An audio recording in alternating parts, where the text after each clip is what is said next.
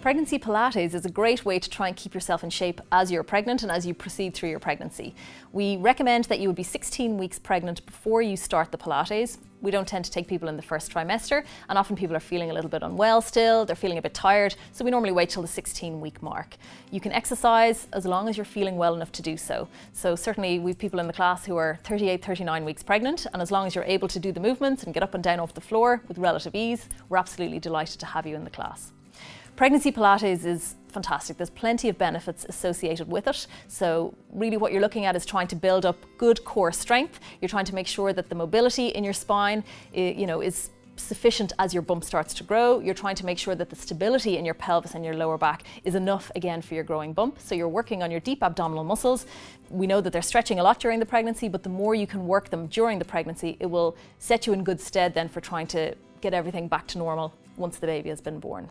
Pilates is great for your circulation, so it can prevent this swelling that accumulates in the feet and in the legs and any cramping that you might feel as a result of it.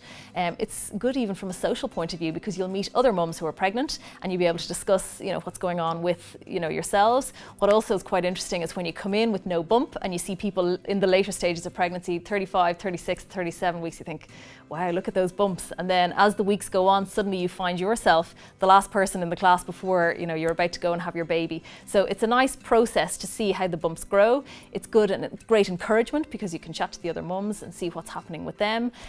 Certainly with Pregnancy Pilates, it's important to try and have an instructor who's a Chartered Physiotherapist. So if you do have any niggles or aches and pains along the way, you can tell your instructor, you can make sure that they know exactly what you're going through. So for example, carpal tunnel syndrome, it's very important that you'd let your Pilates instructor know that because it's going to change the way you do certain movements because you have to make sure you don't put any further pressure on the wrists.